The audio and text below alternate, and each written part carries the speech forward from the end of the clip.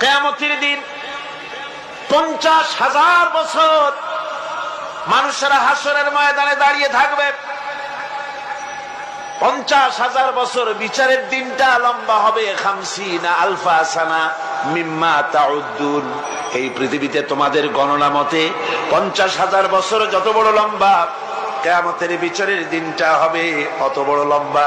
মানুষেরা হয়রান হয়ে যাবে। মানুষের মাথার চান্দি, গুনাহগারের মাথার চান্দি ফেটে গিয়া মগজগুলি গলে গলে পড়তে লাগবে। জিহ্বাটা ঝুলে কুকুরের মতো নাভিস্থল পর্যন্ত পড়ে যাবে। সারা ময়দানে পানি পানি বলে চিৎকার হতে থাকবে। মানুষেরা বিভীষিকাময় দৃশ্য দেখে হয়রান হয়ে যাবে। ভয়ের চোটে কলিজা গলার কাছে চলে আসবে। কোনো উপায় নাই। মানুষেরা হয়রান হয়ে গিয়ে হযরত আদম আলাইহিস সালামের কাছে যাবেন। আল্লাহর কাছে একটু সুপারিশ করেন, আমাদের বিচার হয়ে যাক। হযরত আদম বলবেন, আমার দ্বারা